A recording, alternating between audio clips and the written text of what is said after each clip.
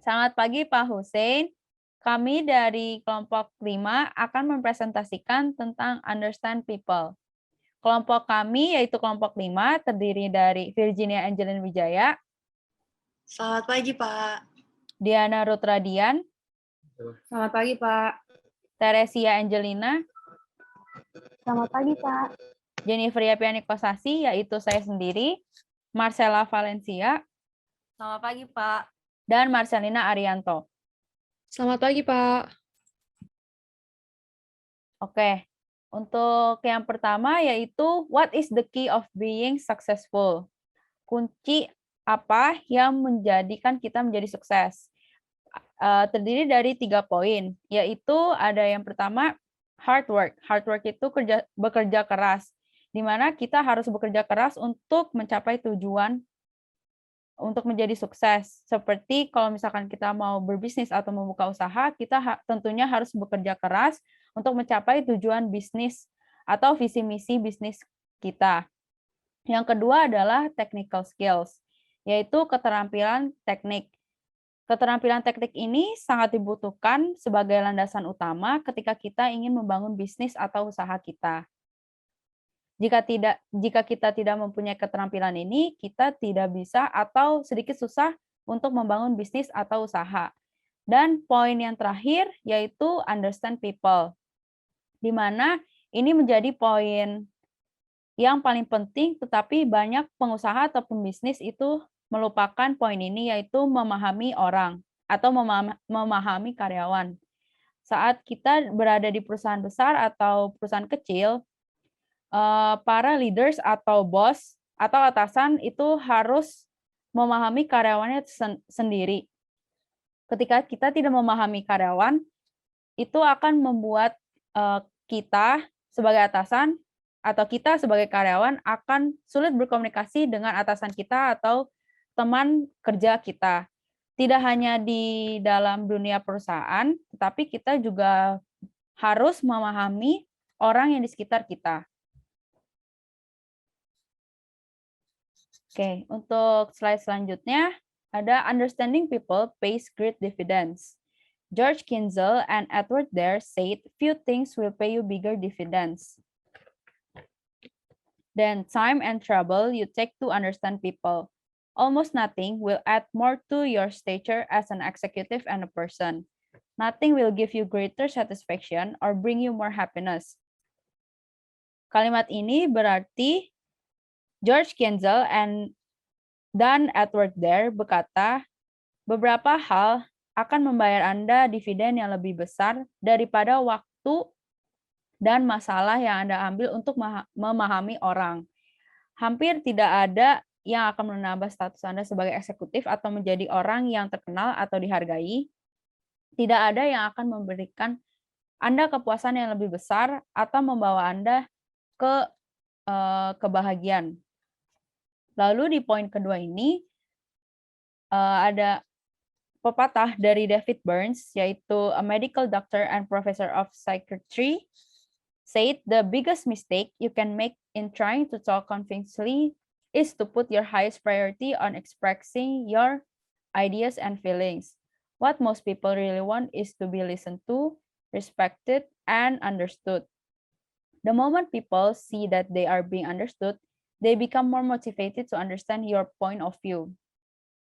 Ini berarti kesalahan terbesar yang Anda lakukan untuk meyakinkan perkataan Anda itu menjadi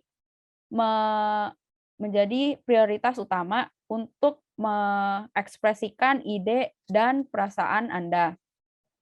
Apa yang sebenarnya orang-orang ingin itu, yaitu mereka ingin didengar, dihargai, dan tentunya ingin dipahami atau dimengerti. Saat orang itu melihat kalau mereka itu sudah dipahami atau dimengerti, mereka tentunya akan menjadi lebih termotivasi untuk memahami poin apa yang akan Anda sampaikan kepada orang tersebut. Makanya di poin ini sangatlah penting ketika kita ingin memahami orang itu, ketika kita memahami orang orang juga tentunya pasti akan memahami kita balik. Dan mereka juga akan menjadi lebih senang kepada kita saat berbicara kepada kita atau berkomunikasi kepada kita. Karena kita itu saling memahami satu sama lain. Itu. Lalu, why people fail understand others? Kenapa sih orang itu gagal untuk memahami orang lain?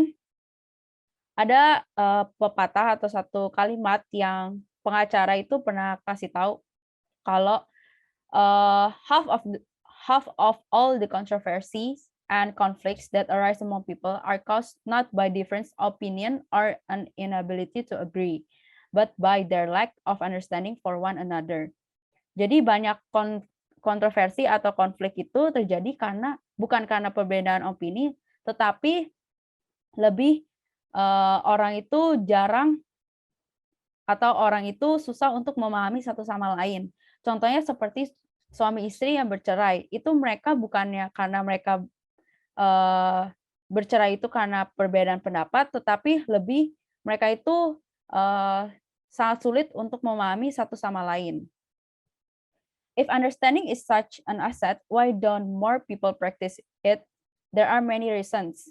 Kalau misalkan memahami itu adalah satu aset, kenapa orang itu nggak mempelajari atau mempelajari itu? Karena tuh ada beberapa alasan orang tuh agak takut untuk memahami orang lain. Yang pertama itu ketakutan atau fear. When they don't understand others, they often react by becoming fearful. And once they start fearing others, they rarely try to overcome their fear in order to learn more about them. Saat orang-orang itu tidak mengerti orang lain, mereka itu jarang menjadi takut. Terus ketika mereka takut itu, mereka akan jarang sekali, maksudnya kalau misalkan mereka tidak memahami orang, mereka itu bakal menjadi lebih takut. Dan kalau misalkan mereka udah takut, mereka jarang sekali mau overcome atau melawan ketakutan mereka dan tidak mau memahami orang lain atau mempelajari apa yang orang itu suka itu. Oke, ini contohnya beberapa alasan karyawan itu takut pada atasan mereka. Yang pertama, they think their ideas will be rejected. Itu udah paling sering yang terjadi pada karyawan. Mereka sangat sering sekali takut untuk takut karena ide mereka itu ditolak oleh atasan mereka. Yang kedua, they feel coworkers won't like the ideas.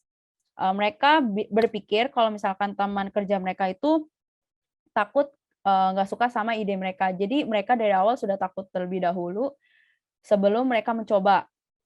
Yang ketiga, they think they won't get credit if the ideas work. Mereka takut kalau mereka itu nggak bakal dapat kredit kalau misalkan ide mereka yang mereka sampaikan itu terjadi atau terjalankan. Yang keempat, they are afraid the boss will be threatened by the ideas. Mereka takut atau mereka berpikiran karena takut bosnya itu merasa terancam oleh ide yang mereka sarankan pada saat mereka meeting. Lalu yang kelima, they are concerned that they'll be labeled as troublemakers. Mereka itu juga berpikir kalau misalkan mereka juga takut dilabelin sama bos atau teman kerja mereka kalau mereka itu pembuat onar atau pembuat masalah. Lalu yang terakhir itu, they are afraid of losing their jobs if they suggest ideas that don't work. Mereka takut kehilangan kerjaan mereka kalau misalkan ide yang mereka sampaikan itu tidak berjalan dengan lancar. Untuk slide selanjutnya akan dipresentasikan oleh Diana Ruth. Jadi kali ini saya akan menjelaskan bagaimana cara untuk mengatasi keegoisan kita pada saat kita bekerja. Nah, pertama itu ada try to see things from other people's perspective. Jadi itu artinya adalah cobalah untuk melihat sesuatu dari sudut pandang orang lain. Jadi bukan cuma berfokus pada pikiran kita sendiri dan diri kita sendiri, tapi kita juga harus mementingkan sudut pandang dari orang lain. Namun, however, changing your attitude from self-centeredness to understanding requires desire and commitment to always try to see things from other person's point of view. Ini artinya adalah, namun mengubah sikap Anda dari egois menjadi pengertian tentu membutuhkan keinginan dari diri kita sendiri. Jadi bukan karena paksaan dari orang lain atau lingkungan sekitar kita, dan juga membutuhkan komitmen untuk selalu mencoba melihat sesuatu dari sudut pandang orang lain juga. Boleh di next. Nah, slide ini adalah failure to appreciate differences. Ini adalah salah satu bagaimana cara untuk menghargai perbedaan. Pertama, learn to recognize and respect everyone's unique qualities. Instead of trying to cast others in your image, learn to appreciate their differences. Dalam artian kata yang lebih singkat, learn to recognize artinya adalah cobalah untuk belajar, mengenali, dan juga menghargai apapun perbedaan yang dimiliki orang lain. Jadi daripada kita menyuruh orang lain untuk berubah untuk seperti apa yang kita inginkan, kita harus lebih mementingkan bagaimana kita menghargai perbedaan di antara kita dan orang itu sendiri.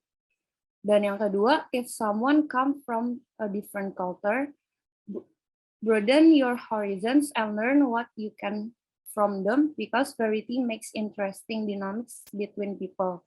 Ini artinya adalah di antara kita semua pasti memiliki banyak sekali kultur yang berbeda. Tapi jangan membatasi diri kita dan kita harus belajar bagaimana caranya menghargai perbedaan kultur di antara kita dengan orang lain, karena di antara perbedaan itu seringkali membawa banyak sekali ilmu untuk kita pelajari. Dan yang ketiga, once you learn to appreciate differences, you will realize that there are many responses to leadership and motivation. Ini artinya adalah ketika kita sudah mengetahui dan menghargai perbedaan di antara kita dan orang lain, kita akan mengetahui bahwa sebenarnya itu banyak sekali motivasi yang orang lain bisa kasih ke kita, dan juga ilmu-ilmu leadership seperti mungkin saja orang lain yang sudah pernah menjadi leader dimanapun mereka berada, mereka tuh bisa memberikan ilmu mereka kepada kita. Slide selanjutnya. Dan slide ini, failure to acknowledge similarities. Once you learn about people, you will see that there are so much people have a lot in common. All people have an emotional reaction to what's happening around them. Think what your emotions would be if you were in the same position as the person you are interacting with, so you know what you would want and do when the situation happened to you. Because maybe the person you are interacting with has many of the same feelings as you. Ini artinya adalah ketika kita berinteraksi dengan orang lain, cobalah kita mengerti dulu emosi kita sendiri dan juga menempatkan posisi kita pada orang yang sedang berinteraksi dengan kita. Karena setelah kita mengetahui posisi kita dan apa yang kita mau dan apa reaksi kita terhadap situasi tersebut, mungkin saja pikiran kita dan situasi kita dan apa yang kita mau itu sama dengan apa yang orang lain mau lakukan dengan kita. Jadi bahasa gampang itu adalah kita jangan overthinking dulu, tapi kita harus tahu juga dari mereka sendiri pikirannya itu kayak gimana. Slide selanjutnya. Everybody wants to be somebody. There isn't a person in the world who doesn't have the desire to be someone. Even the least ambitious and unassuming person wants to be regarded highly by others. The point is, everybody wants to be valued by others. Once that piece of information become a part of you, you will gain incredible insight into why people do the things they do, And if you treat everyone the most important person you were, you will communicate that they are somebody to you and vice versa. Ini artinya adalah kita sebagai manusia pasti ingin diakui oleh semua orang.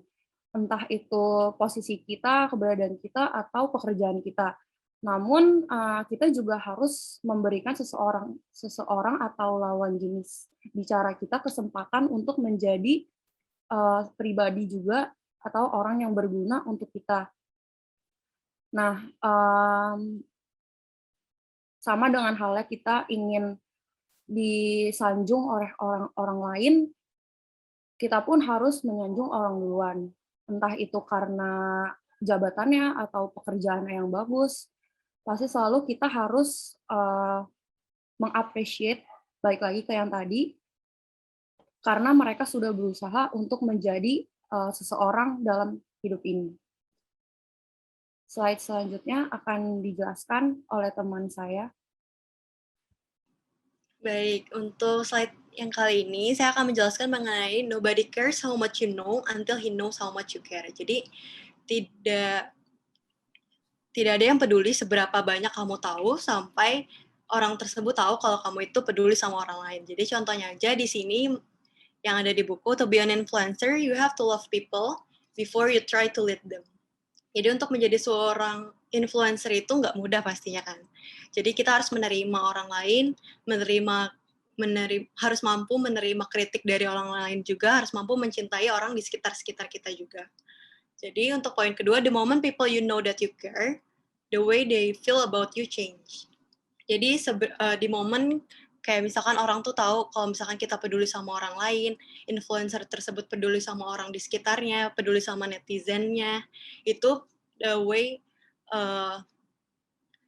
pandangan orang ke kamu itu bakal berubah. Misalkan kayak kita peduli sama orang, kayak misalkan kita juga berbuat baik ke orang, pasti orang lain juga ngeliat kita itu berbeda kan. Terus yang terakhir itu ada showing care is not always easy. Jadi kalau misalkan kita menunjukkan kepedulian kita sama orang itu pasti nggak gampang, nggak mudah. Pasti ada aja kalau misalkan, contohnya aja kalau misalkan influencer. Misalkan influencer ada si A atau selebgram A ingin berbuat baik sama orang, misalkan kayak bagi-bagi rezeki atau segala macam. Nah, untuk netizennya sendiri atau fansnya sendiri itu kan ada yang pro, ada yang kontra. Kayak misalkan ada juga yang komen-komen negatif, yang nggak baik segala macam. Ada yang bilang misalkan kayak, dia berbagi paling cuma buat engagement aja atau sebagainya.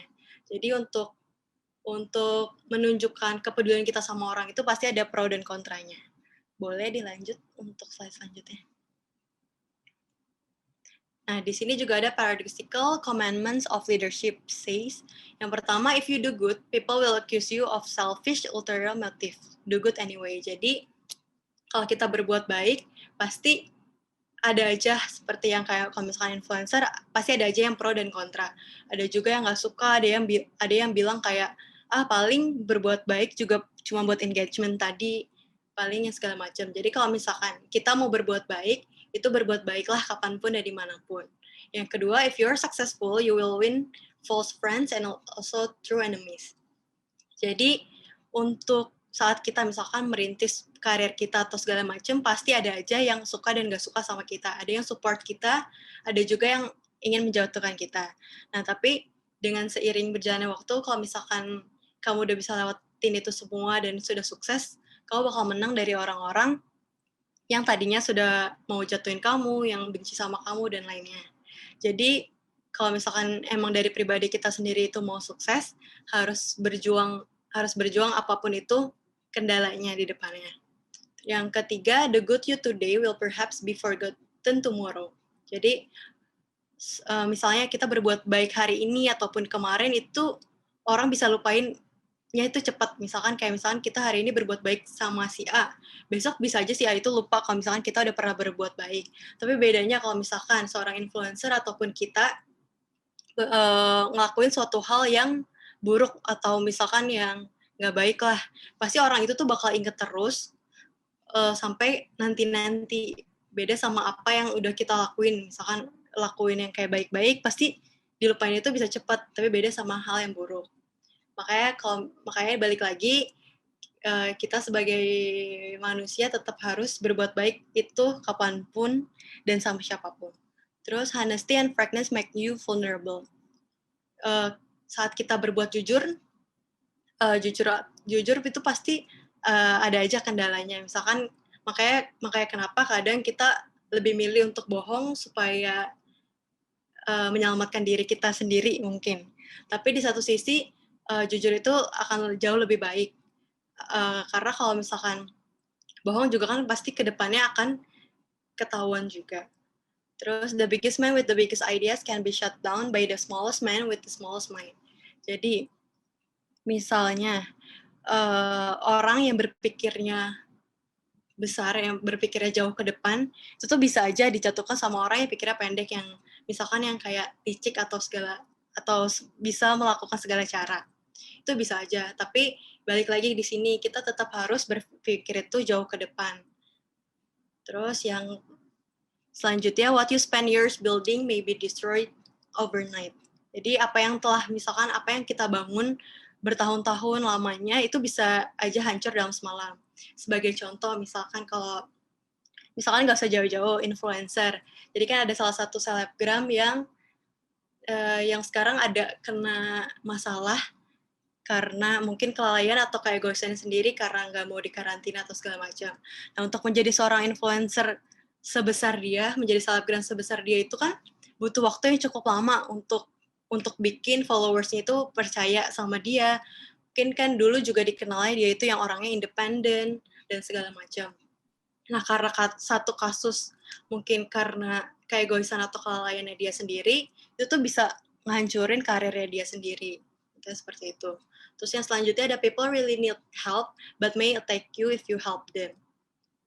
Jadi, misalkan kita berbuat baik sama orang, belum ya namanya orang kan kita belum tahu ya, maksudnya kayak misalkan kita di dunia pekerjaan, kita bantuin dia supaya misalkan kerjaannya cepat atau segala macam, tapi kan ada juga orang-orang yang mau menjatuhkan kita. Jadi,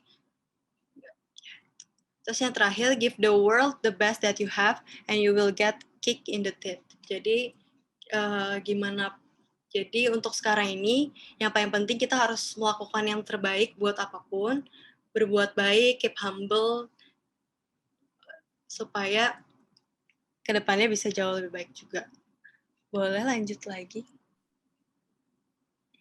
Oke, untuk kali ini saya akan menjelaskan mengenai everybody needs somebody. Seperti yang kita pelajari dari kecil, kalau misalkan manusia adalah makhluk sosial yang nggak bisa hidup sendiri. Jadi everybody needs friendship, encouragement, and help.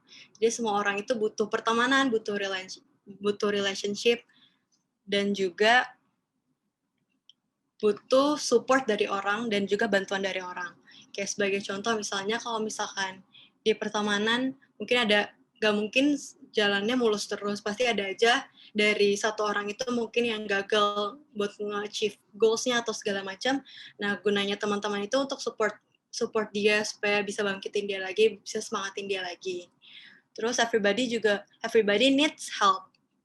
Pastinya kalau misalkan kita di sebuah organisasi atau pekerjaan, kita juga nggak bisa ngerjain apa-apa sendiri. Jadi untuk mencapai goals tersebut, kita harus dibantukan dengan rekan-rekan kerja lainnya. Terus ada juga dari buku tersebut, King Solomon of Ancient Israel stated the value of working together this way. Jadi ada perkataan kalau two are better than one because they have returned for their work. Jadi seperti yang dijelaskan tadi, kalau misalnya kita bergrup, berdua, pasti otomatis pekerjaan kita bakal lebih cepat selesai daripada kita sendiri. If one falls down, his friend can help him up. Misalkan ada juga misalkan si A dan si B lagi bersahabat, terus temennya yang satu, mungkin si A lagi terpuruk karena nggak bisa achieve goals-nya, atau mungkin nggak diterima di pekerjaannya, dan temennya itu bisa support dia. But pity the man who falls has no one to help him up. Jadi kalau misalkan orang yang egois atau maunya sendiri, supaya mungkin dia mikir kalau misalkan dia bisa achieve goals-nya sendiri, kalau misalkan dia lagi jatuh, dia lagi terpuruk, ya nggak ada orang yang bisa support dia, nggak ada yang bisa tolong dia buat dia cheer him up lagi gitu. Terus, though one may be overpowered to can defend to himself, and a cord of three strength is not quickly broken. Jadi bisa diperumpamaan juga kayak misalkan ada benang. Kalau misalkan benang 1 dengan benang 3 pasti otomatis benang 3 lebih kuat daripada yang 1. Sekian dari saya. Selanjutnya presentasinya akan dilanjut dengan teman saya. Terima kasih. Selamat pagi Pak Husen. Jadi saya ingin melanjutkan dari penjelasannya Virginia Angelin. Jadi untuk lanjutannya sebagai kasusnya yang sebuah cerita di mana seseorang itu yang pernah terjadi ada sebuah pegawai asuransi yang memiliki klien di mana klien tersebut dia sakit dan juga masuk ke rumah sakit karena dia tidak mau bekerja sama dengan partner dia saat mengerjakan sebuah bangunan. Di mana kejadian itu dia membawa batu bata yang sangat banyak dari lantai 1 dan ingin dibawa sampai ke atas gedung, dan dia terjatuh di tengah-tengah karena batu bata yang dibawa dia itu terlalu berat dibandingkan sama berat badan dia. Jadi dia menggunakan sebuah katrol dan dia mengikat tali tersebut ke diri dia. Lalu karena batu bata tersebut lebih berat, jadi batu bata tersebut jatuh sampai bawah dan dia ikut jatuh. Dan saat dia ingin mau melepaskan tali pada badannya dia, terlalu terlambat karena dia batu bata yang ada di dalam barrel itu dia sudah jatuh, dan saat dia ingin menahan, jempolnya dia masuk ke dalam katrol sehingga ibu jarinya dia patah. Lalu saat sudah terjatuh, dia memiliki luka pada bagian punggung atas dan juga collarbone. Collarbone itu selangka. Jadi tulang dia patah. Lalu saat dia jatuh lagi sampai lantai 2 dan lantai 3, dia menahan dengan kakinya dia dan dia memiliki injuries pada pergelangan kaki dan juga dia pingsan karena kepalanya terbentur pada tumpukan batu bata. Jadi dalam cerita ini memiliki inti bahwa manusia adalah makhluk sosial sehingga dia tidak dapat melakukan sebuah pekerjaan atau melakukan kehidupan dengan sendirinya. Dan itulah mengapa kita sesama manusia harus memiliki ikatan di mana bisa bekerja sama, seperti slogan Indonesia, bercerai kita runtuh, bersatu kita teguh, bercerai kita runtuh. Nah, di mana di situ adalah kemerdekaan Indonesia, di mana semua bangsa Indonesia bekerja sama untuk mendapatkan atau meraih kemerdekaannya. Lalu bisa diganti slide-nya sebelumnya. Berarti, oke. Jadi untuk lanjutannya, everybody can be somebody when somebody understand and believe in her. Jadi semua orang bisa menjadi sesuatu di mana mereka saling mengerti dan juga mempercayai pada mereka. Jadi once you understand people and believe in them, they really can become somebody. Doesn't take much effort to help other people feel important in their life. Ketika kamu mengerti pada seseorang dan juga percaya kepada mereka, mereka tuh bisa menjadi sesuatu atau seseorang, dan itu tidak membutuhkan terlalu banyak effort untuk membantu mereka merasakan bahwa mereka tuh penting dalam hidup mereka. Seperti contohnya untuk sekarang ini tuh banyak sekali yang namanya kasus body shaming, di mana orang-orang semua benci banget sama orang yang gendut atau orang yang pendek, kontet, misalnya seperti itu. Nah, orang-orang di mana yang support mereka tuh tidak akan bakal merasa burden on their self dan juga merasa mereka tuh salah, mereka tuh nggak penting, mereka tuh tidak mencintai diri dia sendiri. Makanya dengan support seseorang tersebut, mereka tuh akan memiliki kepercayaan diri lagi dan memikir, saya harus berubah, dan saya juga sayang sama diri saya sendiri dan saya tidak boleh seperti ini. Seperti itu. Atau some little things that done deliberately at the right time can make a big difference for somebody's lives. Seperti misalnya pada perlakuan sekecil apapun pada waktu yang tepat itu akan membuat a big difference, perbedaan yang sangat besar pada hidup seseorang. Di saat orang tersebut sudah desperate, dia tidak mau hidup lagi misalkan karena stres akan kerjaan atau akan pelajaran sekolah yang terlalu bertubi-tubi, dan di saat itu merasa depres, ada seseorang yang menghampiri misalkan, berbicara hati ke hati, lalu itu bisa mengubah segalanya, dan dia kemungkinan itu sendiri tidak akan melakukan hal yang fatal seperti itu. Lalu the investment of the little things required on your part is totally overshadowed by the impact it makes on them. Everyone you know and all the people you met have the potential to be someone important in lives of others. Part-part kecil yang required pada seseorang akan berimpact, positive things akan berimpact lebih besar dibandingkan negative things. Selalu support mereka, even pun mereka merasa mereka tidak percaya diri, karena support itu sangat penting bagi seseorang yang sangat down atau desperate or stressed, atau mereka tidak sayang pada diri mereka sendiri karena mereka beranggapan mereka tidak penting dalam dunia ini.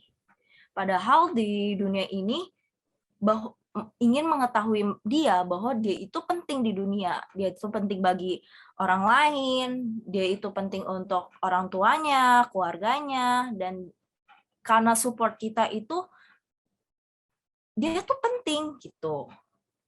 All they need is encouragement and motivation from you to help them reach their potential.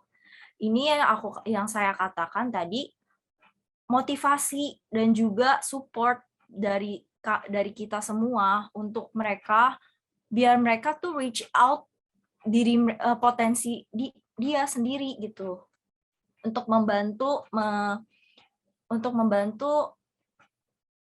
mereka supaya mereka lebih percaya diri, mereka lebih sayang pada diri mereka sendiri, dan mereka tuh penting untuk memberitahu mereka seperti itu.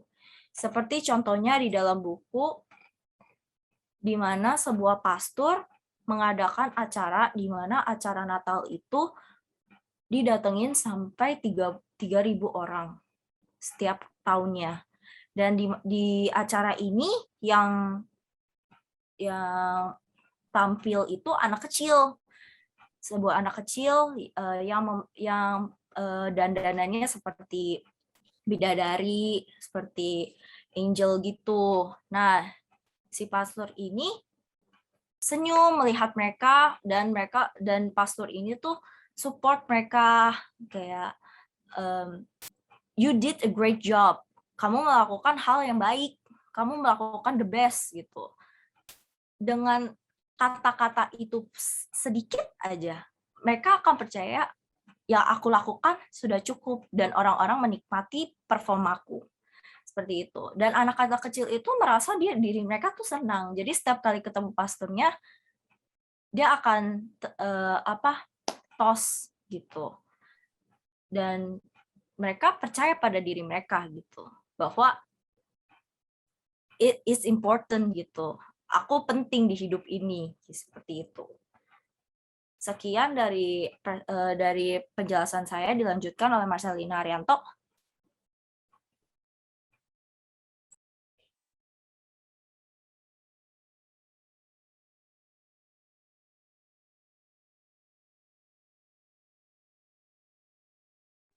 Baik, Pak Husen, saya akan melanjutkan presentasinya. Di sini ada anybody who helps somebody influence a lot of body. Artinya, setiap orang yang ngebantu orang lain, siapapun itu, akan memberikan pengaruh yang banyak untuk orang lain. The final things you need to understand about people is that when you help one person, you are really impacting a lot of other people. Seperti kayak kita ngebantu orang, pasti kita bakal ada punya kayak rasa kayak gimana ya, kita ngebantu orang, kita ngerasa pasti orang itu juga senang dan nanti dia juga akan ngebantu orang lain lagi. Pasti itu menjadikan impact yang bagus buat orang-orang. Nanti dia bakal ngebantu dan nanti ada orang yang dibantu bakal ngebantu balik. Most people are so genuinely grateful when another person makes them feel that they are somebody special, that they never tire of showing their gratitude. Di sini juga menjelaskan kalau semua orang pasti ngerasa beruntung, bersyukur karena ada orang lain yang ngebuat diri dia tuh ngerasa spesial karena dia ditolong saat dia lagi, misalnya dia kayak lagi sedih terus ditolong. Pasti orang ngerasa, wah ternyata ada ya yang mau nolong gue padahal dia lagi sedih. Nah, nanti dari situ dia bisa jadi kayak ngerasa lebih baik. Terus, kenapa kita harus ngerti seseorang? Choose to understand others. Semua orang itu mempunyai pilihan untuk mengerti orang, karena setiap orang tuh udah lahir dengan punya insting untuk mengerti tentang apa yang orang rasain, tentang apa yang orang pikirin, karena kita tuh udah punya insting sendiri.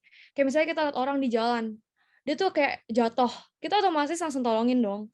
Kayak nggak tahu, mungkin ada beberapa orang yang mungkin nggak mau nolongin, tapi pasti kebanyakan mungkin 90-80% pasti mau nolongin.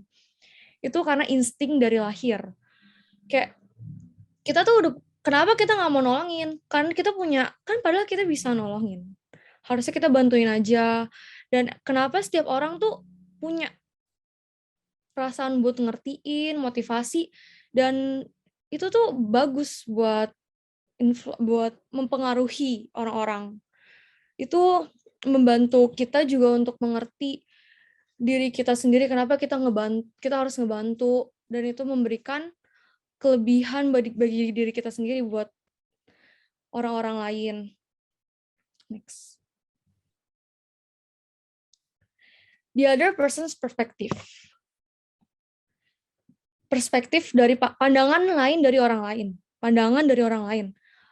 Banyakan orang ngelihat sesuatu berdasarkan experience, pengalaman dari orang lain. Nggak dari kita sendiri.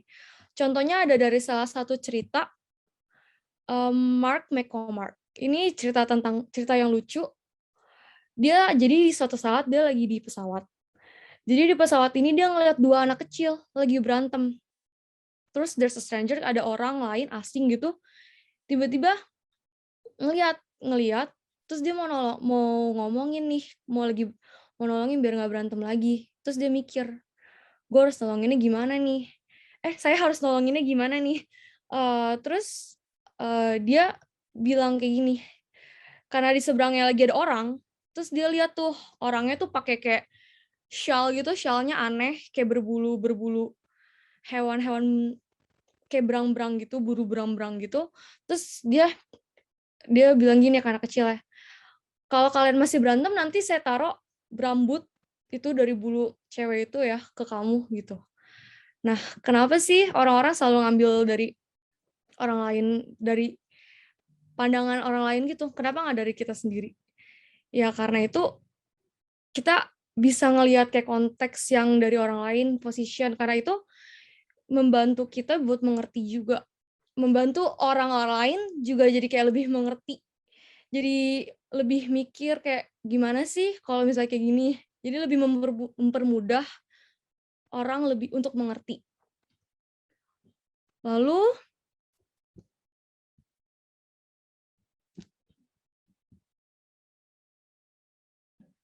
wherever a positive attitude about people.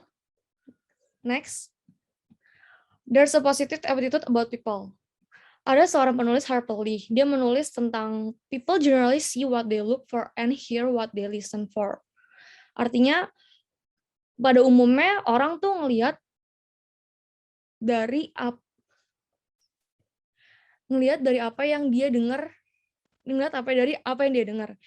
If you have a positive attitude about people, believe the best of them and act on your beliefs, then you can have an impact on their lives.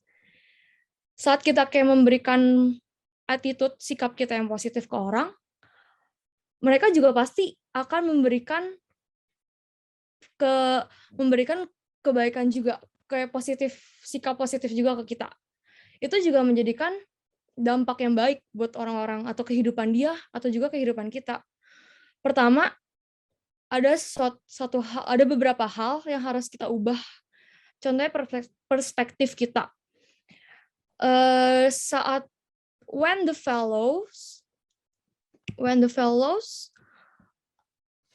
other fellow takes a long time, he's slow. When I take a long time, I'm true. Jadi kayak saat orang lain membutuhkan waktu lama, berarti kita harus pikir, nah dia lambat nih. Itu nggak boleh. Kita harusnya mikir, ya mungkin dia sibuk, dia jadi butuh waktu lama buat ngerjainnya. Kita nggak boleh langsung mikir yang negatif ke dia. Kita harus mikir nih, when I take a long time, I'm true. Jadi saat kita membutuhkan waktu lama untuk mengerjakan sesuatu, berarti kita teliti. Lalu ada yang kedua, when the other fellow doesn't do it, he's lazy. When I do not do it, I'm busy. Itu jadi saat orang lain nggak mau ngelakuin, kita langsung pasti biasa mikir, wah males nih orang nih. Nggak boleh, kita harus mikirnya ya mungkin kayak dia sibuk, dia ada kerjaan yang harus dikerjain lagi, nggak harus ngerjain itu duluan. Mungkin dia siapa tahu dia juga udah ngerjain, kan kita nggak tahu. Nah, lalu ada when the other fellow does something without being told, he's overstepping his bounds. Ketika orang lain melakukan sesuatu tanpa diberitahu, dia melampaui batas. When I do it, that's initiative. Ketika saya melakukannya itu berarti itu artinya inisiatif. Padahal kalau kita ngerjain sesuatu duluan kan juga nggak ada ruginya. When the other fellow overlooks a rule of etiquette, he's rude. Ketika orang lain mengabaikan aturan, artinya dia kasar. Padahal kadang kan ada yang ngelewatin aturan, padahal karena misalnya kita nggak bisa ngeliat dia nggak ngelewatin aturan, kadang karena dia nggak sadar, kadang karena emang itu aturannya yang nggak sepantasnya.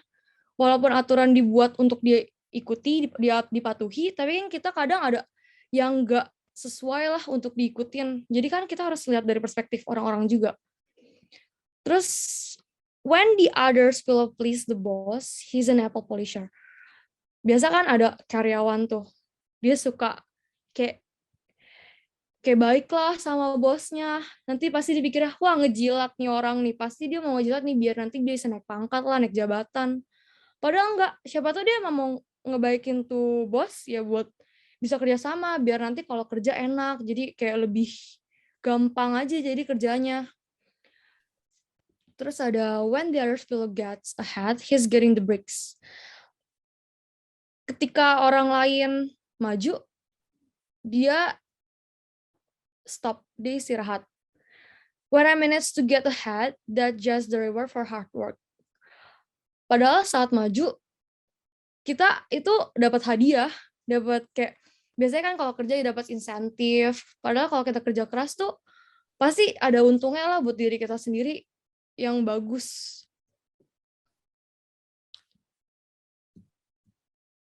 Next. Stop. Balik.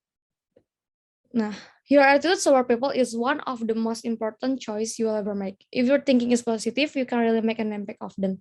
Jadi kita tuh harus pikir yang positif, biar kedepannya pun itu juga bagus buat orang lain, bagus buat diri kita sendiri. Jadi kita ya harus lebih berpikir positif untuk kedepannya, biar ya bagus untuk diri kita sendiri juga. Next. Jadi selanjutnya akan dilanjutkan oleh teman saya, Teresia.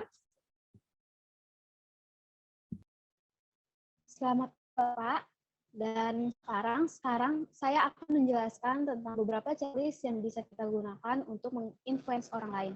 Jadi dalam mengerti orang lain ada 4 level yang bisa kita gunakan. Yang pertama itu adalah superior, di mana orang yang superior ini adalah orang-orang yang sudah bisa mengerti orang lain secara spontaneous dan mengerti orang lain, understanding orang lain is one of my strongest abilities.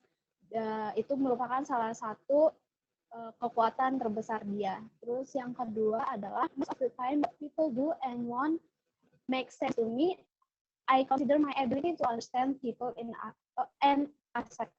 Jadi dalam level yang good ini, orang yang dari berat ini, mereka juga bisa mengerti orang lain, namun pada level ini tidak sebaik superior. Dan yang ketiga adalah fair, di mana orang-orang yang berada di level ini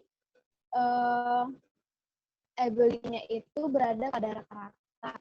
Mereka itu surprise people just as often as I am able to anticipate their thinking. I consider my ability to understand others to be average. Dan yang terakhir adalah poor. Most of the time people's feelings and motivations are mysterious to me, di mana orang-orang yang berada di dalam level poor ini mereka merasakan adanya kesulitan untuk mengerti orang lain, dan I definitely need to do better in this area. Boleh tolong next. Nah, kalau kita merasa diri kita sudah masuk superior, dan yang pasti kita harus sharing skill ini kepada orang lain. Jadi kebaikan yang kita lakukan kepada orang lain bisa disebarkan oleh orang tersebut ke orang lainnya. Jadi kayak saling berantai kebaikannya. Kemudian kalau kita beranggapan kalau diri kita masih pada level good, fair, atau poor, kita masih bisa belajar dan improve skill kita. Nah, gimana nih caranya untuk improve skill ability buat understanding orang lain? Nah, ada 4 pertanyaan yang bisa membantu kita buat level up ability kita. Yang pertama adalah where did they come from? Maksudnya dari pertanyaan ini adalah sebelum kita bisa membantu atau bisa mengerti orang lain, kita pastinya harus tahu mereka. Kayak mereka itu sifatnya kayak gimana, lingkungannya seperti apa, dan dari situ dan itu adalah tahap pertama kita bisa membantu orang lain.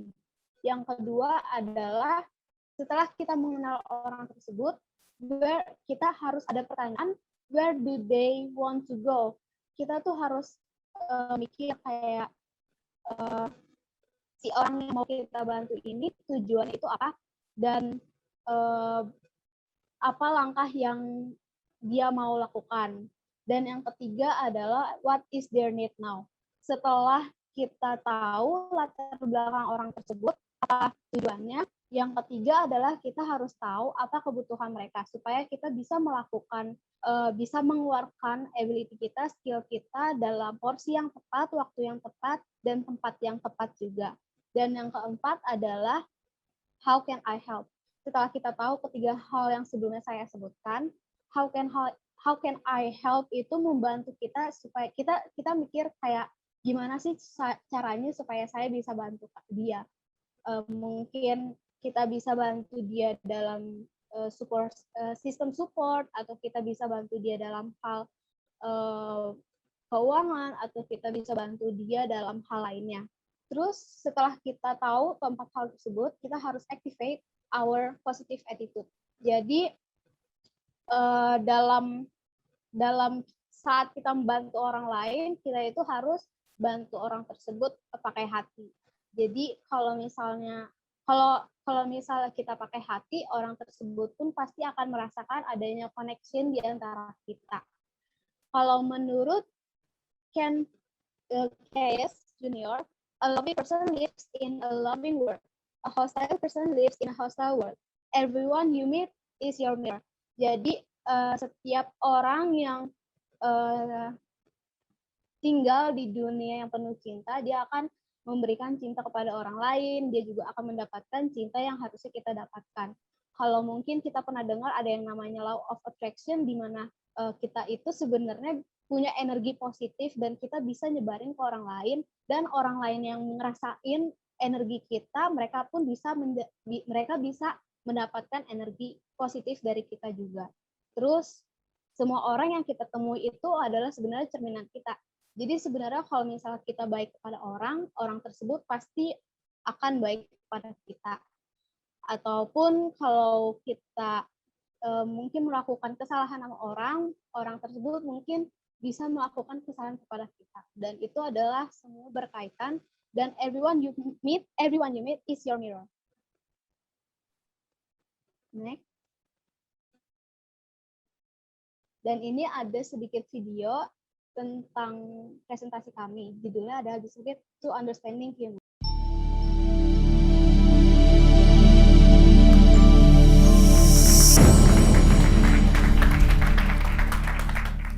Is it possible to understand everyone at a deep and meaningful level? To get what really matters to people, no matter how different they are from you? That proposition sounds a little absurd. After all, human psychology is really complex. Some people are abused as children, others are loved and supported. The brain of an 18-year-old girl who sleeps with her cell phone is different than an 80-year-old man who can't remember the names of his children. There's no one way to understand everyone, no broad operating principle. That's the conventional wisdom. It makes perfect sense, and yet it's a myth. A few years ago, I was watching TV, scenes from Afghanistan. A group of teenage boys was standing in the back of a dusty pickup waving rifles, and one boy, wrapped in a white cloth with dazzling blue-green eyes, was staring directly into the camera. He looked intent, menacing, and that was the point of the piece. We should be afraid because young men were passionate about killing Americans. Let me tell you about another boy, my nephew, Rory. At the time I saw this piece, Rory was a freshman in college at Harvard, but Rory's not full of himself. In a word, he's sweet. He's not a hugger, but he'll always hug me because he knows that I am. He bakes brownies with his young cousins. He wants to be a doctor one day. I'm proud of Rory, and I can't imagine a kid more different than that one from Afghanistan. Except, at a fundamental level, these two boys are exactly the same. They've chosen their respective paths, join the Taliban, go to Harvard for the same internal reasons. They both would like respect. Everyone knows that when you go to Harvard, people look up to you for the rest of your life. And when you join the Taliban, little kids look on in awe as you drive by in that dusty vehicle. They also want community, belonging. Rory's got close friends, the men of Harvard, but no closer, I bet, than the men of the Taliban. And lastly, and probably most important to both, they want to make a difference in their worlds. They want to help those they love. What's amazing and horrifying is that one will learn to be a doctor and the other will learn to kill. It's true that human behavior is amazingly varied and complex, but at the level of motivation, at the level of what drives us to do all those different things, we're actually identical. There's a formula for understanding why we do what we do, and once you get it, you get it. There are 30 basic human motivations. Let me give you a quick primer. There's the obvious, the physical. We want to survive. We need air, food, and water. There's a second category of relational needs that help us understand how to balance our self-interest and that of the community. We all want to receive care, understanding, love. But at the same time, we want to give our love, to help others in our lives. And then there's a third category of needs you'd call aspirational or spiritual. We want to grow. We all crave adventure and beauty. I'm not going to go through the whole list because everything on the list you're already familiar with. But don't then mistake this for that old high school sociology lesson where the teacher says, human beings have needs, If they're not fulfilled, unhappiness and war. That's all true, but I'm not here to make that macro sociological point. I'm here to help you understand the micro, the human individual in any given moment. What drives your mother, your spouse, your boss? Human behavior, no matter how seemingly bizarre or mundane, is designed internally to fulfill one or some of the common needs. If you want to understand what really matters to a person at the level of deep motivation, ask, which of the common needs have they been pursuing? Here's a story from my personal life. My wife, Shelley, sometimes gets upset with me for not cleaning the dishes to her exacting standard. I can see her there as I'm cleaning over my left shoulder, pretending to read the mail, watching me. Now, I could easily conclude that's a little weird. She might be OCD. But these brilliant observations don't get me very far. If I want to understand my wife, and I do, I ask a basic question. What needs are driving her? Shelley's a busy woman. She teaches high school full-time. She drives our kids everywhere. She calls my mom to say hi, and I love you. Excuse me, I got a little emotional at that. She calls my mom to say hi, and I love you. Clean dishes, neatly stacked and put away, fulfill in her the common needs for order and rest. Finally, some peace of mind. And there's one more huge need motivating her dishwash spine. When I leave stuff on the dishes, like that big piece of vermicelli hanging off the back, that's so super obvious to her. After she said, Larry, do a good job this time, please do a good job, she concludes, I don't care about her. If you want to understand everyone, including Shelley, the outside world matters to us only because we're trying to fulfill needs internally. She doesn't really care about clean dishes. At depth, she, like everyone else, wants respect, to be loved. Human behavior is complex, but human motivation is actually simple. We seek these common needs and nothing else. Now, I didn't myself discover that common needs drive human behavior. The idea was proposed around 50 years ago by the psychologist Carl Rogers, and then further developed by the extraordinary peacemaker Marshall Rosenberg. I came across their concepts around 15 years ago, and they made good sense to me. So I began to implement them in my personal life, to decode family and friends, and I was understanding people. I was intrigued, but I was also skeptical. I asked Marshall Rosenberg, why 30 needs and not 755? And he said, oh, it could be 30 or 755. The need to survive, for example, could be further broken down into the needs to not walk off a cliff or to not be eaten by predators. 30 is just a useful level of aggregation. I thought, okay, that's a good answer, but what about this, Marshall? What are needs from a neurological perspective? What's happening in the brain? How do they actually motivate us? And here, Marshall said, oh, that's simple. Needs are life force, human life force. And I thought, whoa, that's not science at all. And so I spent the next 2 years meeting with neuropsychologists and speaking with evolutionary biologists and reading cognitive journals with footnotes. And I eventually concluded, this need stuff is grounded in solid science. And because research shows that if you mention the word neuroscience or brain in a big talk, it's 1,000 times more likely to go viral. Let me say, this is neuroscience, brain science, neuro and brain, neuro-brain. Now, I'm not a scientist. I'm a lawyer, a mediator, and a writer. But being a layperson has allowed me to unravel the science, to translate it away from chemicals like oxytocin and dopamine and into what I believe is a useful narrative. And so here's what I believe is going on in the human brain with needs. The human unconscious evaluates the world, telling us whether it's dangerous or friendly. That's its job. Once it reaches its conclusion, it's got to motivate the whole system, including the conscious mind, to do something about it. How? If it concludes that the world's dangerous, we naturally feel fear or anxiety, and we try to get less of what caused it. If it concludes the world is friendly, we naturally feel happy or excited, and we try to get more.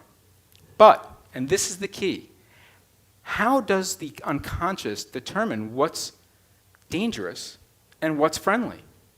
It's not just left up to each of us individually.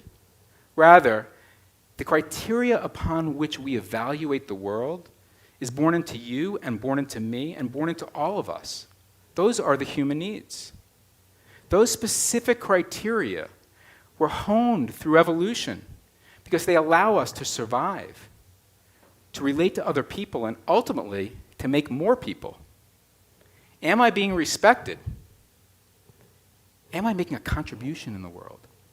Does she think I'm cute?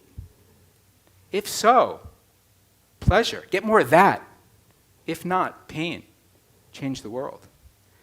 It took me several years to unravel the science in a way that made narrative sense to me. And yet, in that time, I actually stopped caring so much about what was happening in the brain. I was using this and understanding people in a way that I didn't think was possible. I was seeing their hearts. It worked, and really, that's what counts. I'd like to tie this together with a story. As I said, I'm a mediator. When people are at war, they come to me, and I help them work it out. Not too long ago, I was visited by a couple that had already been divorced. The ex-wife, Sophia, said a precious object had gone missing. What was it? Sophia had never met her father, and her mother died when she was a little girl. She was raised by her grandmother.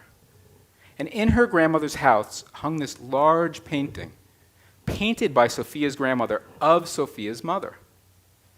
Sophia used to look at this painting when she was a little girl and imagine herself holding her mom's hand and kissing her mom's cheek. Sophia's grandmother, the painter, died a few weeks before the mediation. And in her final hours, she signed the picture. Sophia described this with tears and finally looked to her ex-husband, and she said, "Frank took the picture. Frank, when are you going to stop trying to punish me for the affair?" I looked at the guy, and his face was cold as stone, and I thought, whoa. People come to see me because I can help solve their problems, but I'm kind of a one-trick pony. The thing is, I have this excellent trick. I can help them understand each other's hidden motivations. And I knew something that Sophia didn't. Frank wasn't trying to punish her. People often think revenge is a human motive. But hurting another person is not a human need. Now, how do I know? Well, here's a trick I developed a few years ago that I find very useful. If you ever think that somebody is motivated by something that doesn't personally give you pleasure, you actually haven't found their motivation. Go deeper. I don't get pleasure from hurting other people. If it's not in me, it's not a common need. And if it's not a common need, it's not a human motivation. Go deeper. Revenge is pursued to fulfill another need. But what? It varies, but very often it's a need for understanding. If I hurt you, you will understand at the level of personal pain, at the level of intense personal suffering, what you did to me. You'll finally get it. This wasn't the case for Frank. My theory that he had taken the picture in order to be understood for the pain of the affair was wrong. I often guess wrong. But that I was guessing and without blame convinced him to share something else. His eyes welled with tears, and he looked over at his ex-wife, Sophia, and he said, "Soph, she had become my grandmother too. She was all that I had. You were all that I had." Frank was an orphan too, just like Sophia. He took the painting to fulfill a common human need of connection, Hurting Sophia was never the point. Sophia moved next to Frank on the couch, and she wrapped her arms around him, and they sobbed together for 10 minutes. And I cried too.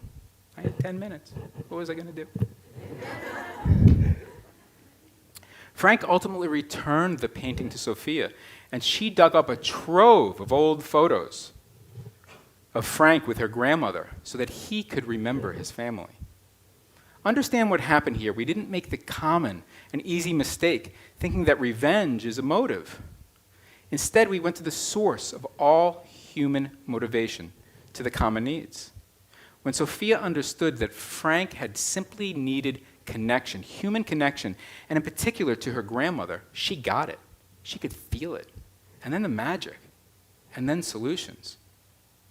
Now, many people, including some in this audience, are wary of understanding others, and especially during conflict. The thought goes like this: if I understand the reasons you did what you did, I'm basically saying you were justified. Understanding seems like condoning. And for this reason, people often say, don't go inside the mind of a terrorist, don't get him. To get a terrorist is to legitimate terrorism. It's to be an apologist. And for this reason, it was suggested to me that I drop from my talk the piece about the Taliban teenager. Because then people might think I condone terrorism. Let me make something perfectly clear. Understanding reasons is different than condoning. I've learned through thousands of mediations, understanding is a power to shape the world far greater than any sword or gun. Understanding is exactly how you create the world that you want. I began this talk asking, is it possible to understand everyone at a deep and meaningful level, even those that are different from you? And the answer is yes. When your teenage daughter asks you for that hair straightener, and just 1 week after you bought her that hair crimper, and she's standing at the top of the stairs with this crazy crimped hair, screaming, "You just don't understand." This is how you understand. What is she needing? She wants to be accepted, liked. The desire to be accepted, to be liked, is in you, is in me, is in everyone in this audience. And so you can understand exactly what she feels. And that alone will transform your relationship. And then come the solutions, even if it's only, I see you, my beautiful little girl. I get you. There's a formula for understanding why we do what we do. And once you get it, you get it. Human behavior is complex, but human motivation is simple. We seek the common needs and nothing else. We seek the common needs and nothing else. The common needs are human motivation. Learn this language of the unconscious, this language of the heart, and you'll improve every relationship in your life. Thank you.